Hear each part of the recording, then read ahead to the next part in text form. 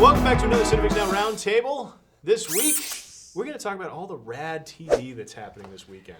Because man, is a TV getting rad. Am I right? Oh. TV, Netflix, which counts as TV now. Well, it's funny because I think at least half of what we're talking about that I'm excited about is online, just digitally distributed television. Yeah. Yeah. Well, depending on when you cut your cord and if you've ordered HBO Now. Yeah. Right. Done. Done? Okay. Done. Well, I actually bought an Apple TV. Specifically for HBO Go. As a grandpa, I still have HBO the old-fashioned way. That's the thing. I think I'm totally one fine. of the last people to cut the cord. I like having access to as much as possible. Yeah. It's weird. I cut the cord a couple of months ago, and I didn't miss it for a while, but I'm starting to. Yeah, interesting. And I don't know why. It's something about live TV. Yeah. Like just putting TV on in the background. Yeah. Yeah. That I miss. You have access to network. Just get a digital antenna from Radio Shack. No, I do, but it's just like it's all like local access shit, Yeah. and then just the ABC, the main channels. NBC, Yeah. Live So that's why I've started watching the Today Show. Oh, Which no. I really don't want to be that guy, No. but man, I wake up and the Today Show's on. Live TV is the reason that it is never worth ever buying the Seinfeld DVDs. It is Right. always It's on. always on everywhere. You never need to buy Or The them. Simpsons. Yep. Or Armageddon. I think I mean, it's always so on. true. National Treasure. Shawshank Redemption. Yeah. if you lived in the 90s, Twister. Because I remember TNT yeah. used to have like 5 nights of Twister. Every night, Twister. They even had like special TNT logo that like blew onto screen And and the then blew cow off. would go Guess by. what's back this week? Twister. Surprise! We got a deal on Twister. Yeah. So Yeah. You know what they should have done that with is Tremors. Oh, Yeah. yeah. That would Why I think did that they was do- the Sci-Fi Tremors Channel. never got the love it deserved. I know. Except right? on the Sci-Fi Channel, where they made Tremors 2 and 3 and 4 and 5 and 6 and 10 until they flew, and they were and they had bird ones and reptile ones and underground it ones. was strange to watch how Tremors like evolved. Yeah, Oh, yeah, because they're not if they're flying, they're not Tremors. No anymore. longer Tremors.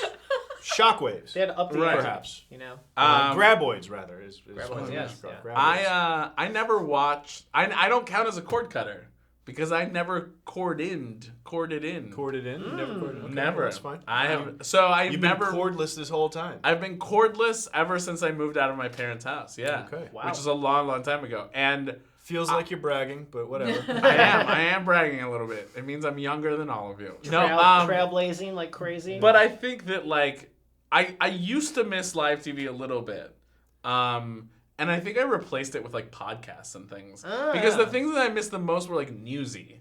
And then 24-hour news came and news started sucking. So I stopped caring about like missing the news.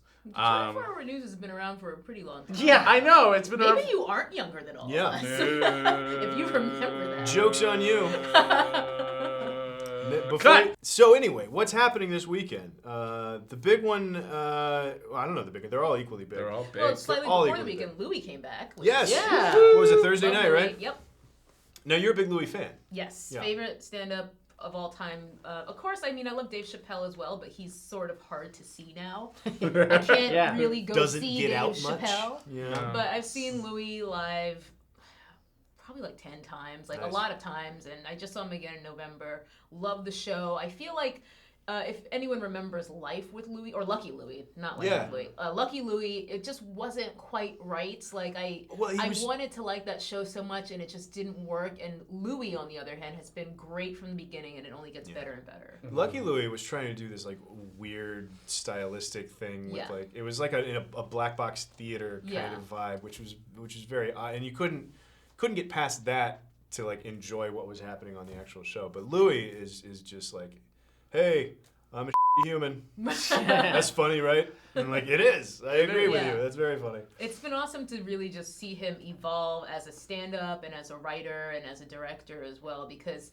you know, he's gotten more and more famous as he's been sort of like past what your prime would normally be in this situation in show business. You know, he got famous sort of late in life, but I feel like he's managed to change what he's doing pretty significantly and continue to be interesting and stuff. So I'm just super excited every time a new season starts.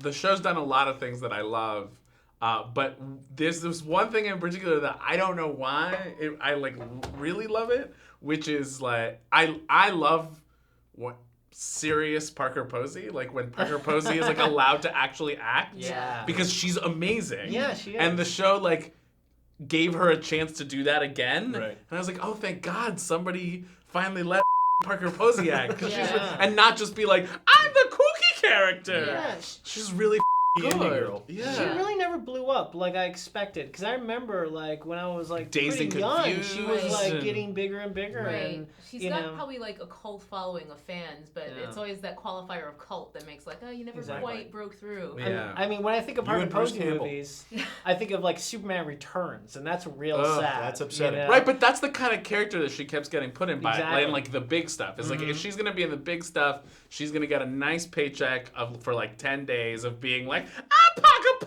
Posey. It's like, well, that's not. Ugh, come on. Yeah. Is it embarrassing? The only thing I've ever seen that Louis C.K. Wrote was Pootie Tang. And I'm Yes. It's telling starting the to truth. get it's starting to get Yeah, embarrassing. that's Not not that even a there's joke. anything wrong with Pootie Tang. Pootie It's Tang's just awesome. it's that Louie is that good. Yeah. Yeah. he is, Yeah, you He's should amazing. you should You should catch watch up. it. You should check it out. And the fact that he wrote Pootie Tang just makes me love him even more. I know, frankly. right? I mean, it's just like you are full of surprises. You son of a.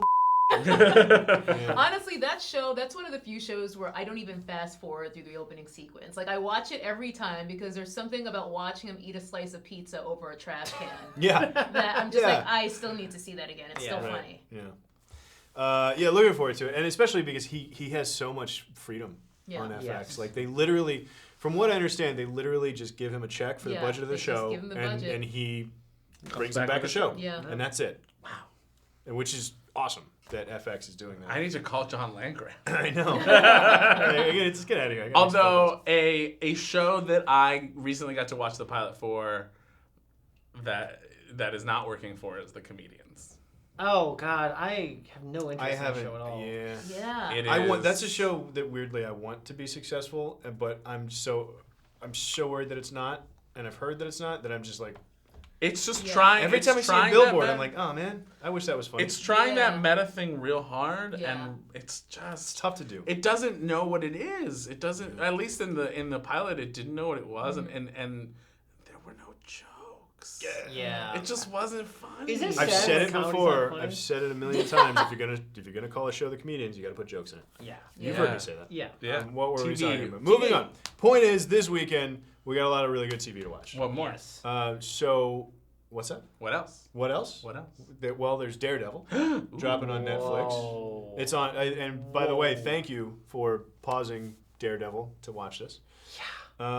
Did they do their typical all the episodes at once? Yeah. Yeah. For the So binge there's watching probably a lot crowd. of people binging right now Yeah. Literally right now. instead of watching this. So I don't know why I'm bringing it up. I don't know. There was a lot of people that were binge watching. Yeah. I think would be the best way for us to say it right now. It's For very this video. It's very addictive. Yeah, It is look, very addictive. I'm really impressed by it. Like the Yeah? first, Mhm. first of all, it looks completely different than anything Marvel's ever done. Yes. It's Looks dark great. and it's beautiful. Yeah, Yeah. it's really Beautiful. not dark just for the sake of being like gritty and real, but was like gonna say. like.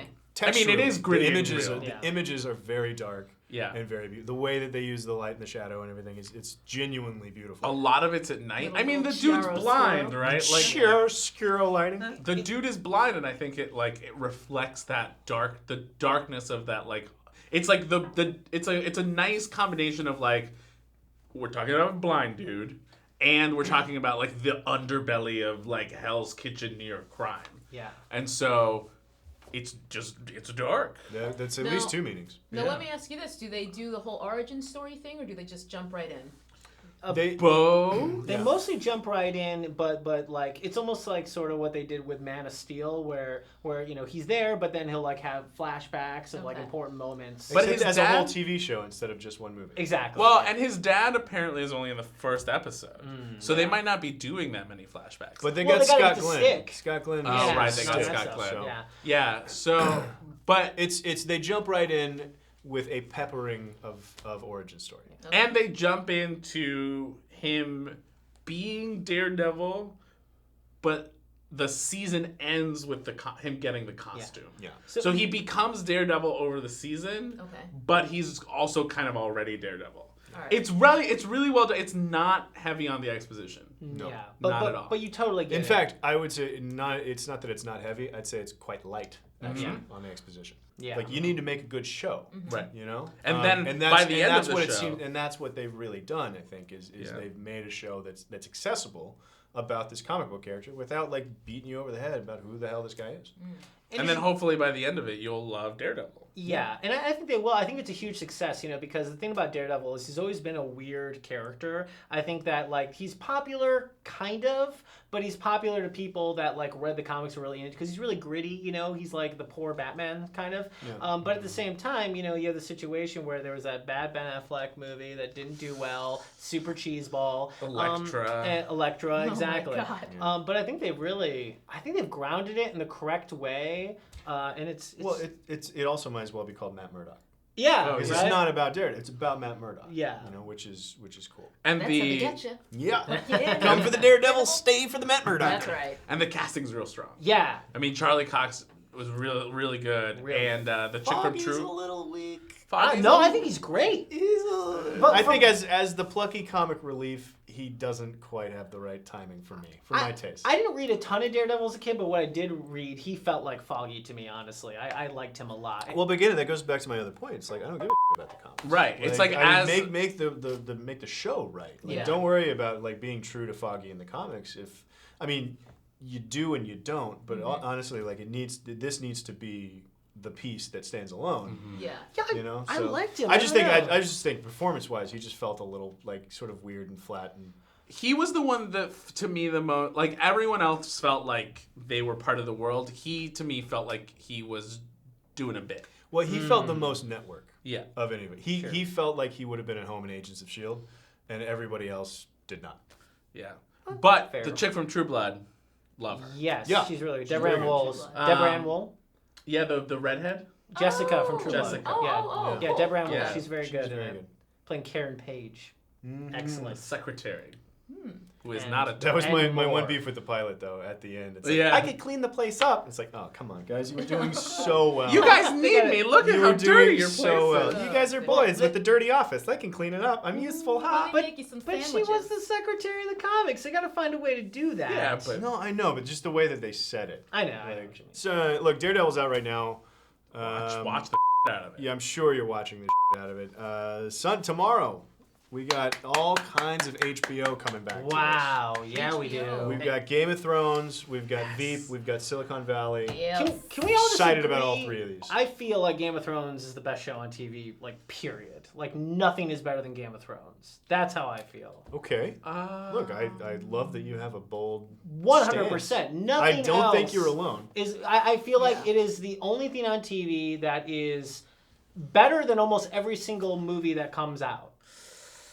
That's big. I don't know if I agree. That's big. No, I don't know if I agree with that. The only reason that I'm not going to agree with you wholeheartedly is that it's so different from everything else that's on TV. Because that's the thing. Back in the 90s and 80s, Game of Thrones would have been a film because they could get away with that stuff in film, but now they make movies for 13-year-olds that can't do it. So HBO is just one place, but it's the perfect thing because the series of books is so long. It's better to have it as this long thing. It's like it worked out so well. This whole us only making superhero movies Dave, you can made love Game of Thrones the best TV show I maybe have ever You seen. can other than love Breaking the Bad. show. It doesn't have to be the best thing of all time. It's okay. I'm so excited about how good it is.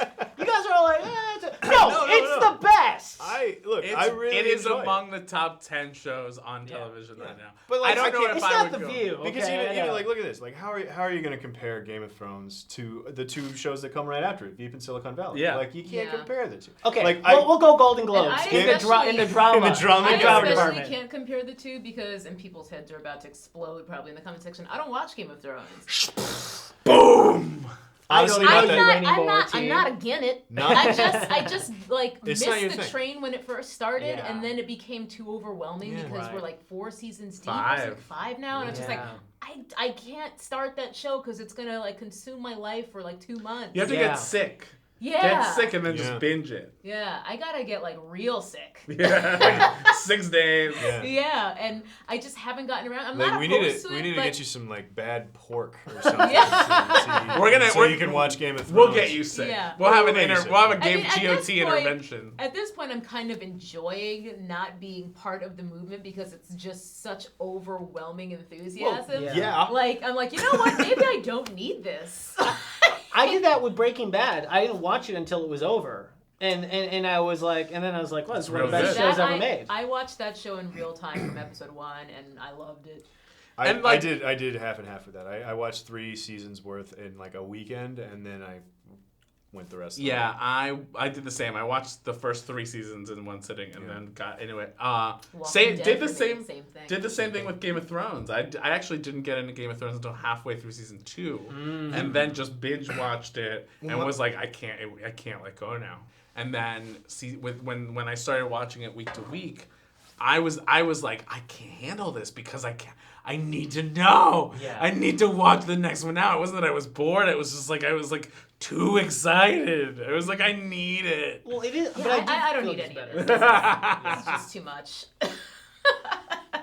I've gotten to the point. I enjoy the show so much, and I'm because I haven't read any of the books, but I enjoyed the show so much. Like I got so crazy invested with it. Like there were parts where I had to spoil the show for myself so that I could actually like step back a little and enjoy the show, because the show was making me so mad.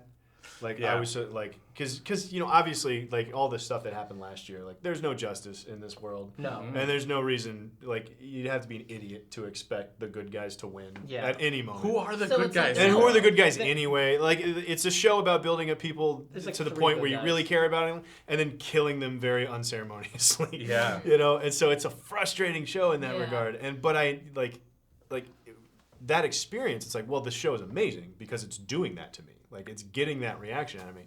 But I just couldn't handle that reaction. So I started spoiling shit. Like, last season, I was like, okay, I have to find out what happens to Tyrion. I'm going to look up what happens to Tyrion so I can actually enjoy this show for the rest of the year. I could never do that. Yeah. That would kill me to do that. This season's going to be super interesting because this season has officially been confirmed to spoil the next book. Right. The book that has not come out yet. I know. So how interesting. They're finally crossing the line. So there are parts. So Bran, for example, who's the little kid who can't walk. He with Hodor. I'm just assuming you've seen enough random imagery in it. Know what you're talking about. You've seen Game of Thrones GIFs, right? Right. So there's like 120 characters. So two of these characters. So anyway, I've seen like parodies and things like that. So one of the characters is the kid with the on the giant's back, on the giant fat guy's back, and he is not in the season at all. And part of the reason is that at the end of last season, they got as far as he's gotten in the books. Right. Like, there literally is no more story for him. Whereas, like, Daenerys is, like, still 2 books behind. Yeah. And so it just depends on who you're talking to. I love that there was a big meeting with George R.R. Martin last season. They were like, hey, we're worried that you're going to be dead soon. So seriously, what's going to happen? We don't give a if you've written the books yet or not. Yeah. But just tell us what you got in mind, and then we'll do the show that way. I mean, the thing is, I think the first book came out in like the 90s, right? Yeah. He's taking forever to write these books. It's been like 12, 15 years. So it's probably best just to know what his ultimate plan is. That's why book fans are like, shut up about spoilers. That's like, I didn't spoil Romeo and Juliet. I kind of agree with that, but I also haven't read the books either. If there's a book out there, the spoilers are not... Right. Not a thing. Or if something's like based on a true story. It's just like can't spoil Titanic. I also don't believe that spoilers ruin the experience. I 100% disagree with you. They make it better for me. That attitude more than honestly. It's not an attitude. It's my personal experience. No, because I have literally never had a story that was spoiled for me where I then watched the movie or read the book and then suddenly I was like, oh. I just didn't like that much. And I because I knew she was gonna die. No, just told I'm you not how, kidding like, you at all. like knowing what is about to happen, I actually enjoyed the show more. No, guys, it's the joy of the experience. Don't tell me your I'm joy. I'm not wrong. You guys are wrong. That's You can't tell me I'm wrong about that. It's like going in the Sixth Sense, knowing the ending already. The movie I figured was out so boring. I figured out the ending of the Sixth Sense the first time. It out. It doesn't matter. It's the adventure. It doesn't matter. If you walk in already like Oh wait, it's like if there's a narrator. I knew that coming in. It's like if there would be a narrator who came on stage in the first 10 minutes and go, "Hey, I'm going to tell you the story of two lovers who are going to die at the end of it." That's what literally what happens, and like there are spoilers. It's not. There are two. Look. I think we can all agree. Like, it's about the journey. I don't disagree with you about the Sixth Sense thing. I think there are instances where knowing the ending will ruin it for you. For me, that's not a universal experience with everything though. With all storytelling, it's just not, because I'm telling you, the only way I enjoyed Game of Thrones last year was knowing what was going to happen, and that was just me. Maybe that's because I'm a big and emotionally I couldn't handle like another red wedding. But you know, like that's where I'm at. I actually enjoyed it more because I knew what was coming. And for me, for you to tell me I'm wrong about that, you could go straight to hell, sir. And it doesn't. And honestly, doesn't affect me at all. Like if I you're a robot who doesn't give a shit. No, like if I go into something and it surprises me because I didn't know it was coming, then I have a great experience. But if I know it's coming and it's executed in a really great way and I'm enjoying the story, I still really enjoy it. It doesn't ruin anything for me. I get really upset when people spoil things for me. I mean, like, it's the element of surprise. It's a big thing. I've always been very careful not to spoil things for people my whole life, and the only surprise to me right now is that 3 of us kind of are cool with things being spoiled and still being able to enjoy it, because I've always been that way, like knowing what happens, of course with exceptions like the Sixth Sense, doesn't bother me. I mean, I don't seek out spoilers, but like knowing what happens has never ruined anything for me. I think, I've always thought that I was weird for that, but apparently you're the weird one. Well, no, I think ultimately if there's especially a big twist at the end, I mean that's the thing. Some things you know kind of what's going to happen, really but depends. if a lot of it hinges on some kind of twist, and people take that away, I really feel like you've done harm to somebody. You've taken that experience away. You've robbed them. You haven't done harm to someone. You've robbed them the experience of the joy of finding out this twist in real time. You have. But let's take because you don't have a stories. No. I'm just saying, have a little bit of life perspective. Here's where like you're wrong, harm Cruz. someone is burning their house down. No, or listen. like, oh my god, it's not. Is harm. this CNN, Dude, bro? We're it's talking not about harm. movies and TV. I'm just saying, exactly. It's not doing harm to someone. But it is. but it's just listen, a movie. Listen, dude, it's the where you're wrong though is that you're taking that choice away from somebody. Yeah. Knowing that Kevin Spacey is Kaiser Soze the whole time probably would have ruined this usual. Actually, I knew that because I saw The Usual Suspects when I was like 20 something. Oh, so you already knew it? Yeah. I mean, it's still a great movie. I love the movie. But there's something about that experience of when it dawning on you that's really fun. Yeah. And like, you know, it is a dick move to like take that from somebody. You just like did. The Usual Suspects is 20 years old. That is where there is a statute of limitations. But then again, if you're gonna say it's you're taking away someone's choice, then it's their choice. If they haven't seen it yet, you're still taking that choice away just because it took them 20 years to watch it. I believe there's a bit of a statute of Now, limitations. Remember what I was talking about earlier about like I know. a dick is still The Titanic sinks. Okay. Well, you know, I think Cruz and I are always often on opposite perspectives of things, you know, which is good. But, you know, I'm also a little more hardcore. Like, there are times, like, I have even watched on this season of Game of Thrones because I don't want to see it. Like, if we're going to do a CineFix now on it, then I'll watch it so I can talk about it. Like the preview? But if not, I don't want to see it because I'd rather see it unfold episode per episode. Yeah. Other than theatrical Typically, trailers. though, at least on certain shows, those on this season or on the next episode, they're completely useless, especially on Mad Men, which is like, okay, so it's a bunch of people looking at a lot of times they're even misleading. Yeah, the Game of Thrones ones have like literally insinuated things that never happened. There's a lot of like, oh, that guy's got a gun pointed at somebody, and there it fires, and so wait. They love the and that scene, and those two people aren't even in a scene together. Totally. You know, so yeah, I don't put a lot of stock in those, but yeah. So other than Game of Thrones, we have Veep and Silicon Valley, which I do watch, and I'm very excited for both, particularly Silicon Valley. Yeah. I love that show. That dick joke in the season finale of the last, the best dick joke of all time. Easily. Yeah, I mean, easily. like when I was watching, it was like, Scientifically nominate proven. this dick joke for an Emmy. It It did get nominated. It did get nominated. I don't But think not it won. just the episode. dick joke. The whole episode, but still, that mostly it particular was. episode. I That think was we the all cherry know top. it was the dick joke. It was. I think it's like only 2 shows I'm embarrassed I don't watch, and one is Silicon Valley. I'm yeah. embarrassed What's about the Game other of Thrones. I don't like to talk about it. The other one is House of Cards.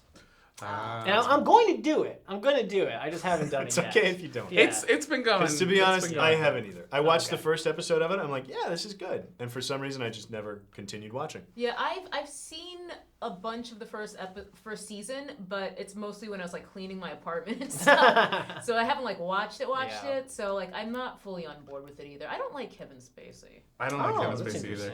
interesting. But I loved season 1 despite my general dislike of Kevin Spacey. And then season 2, I was kind of lukewarm about. Season 3, I started and I have never been able to get back to it. But Silicon Valley, I'm very, very excited about. But I love Veep. Veep is great.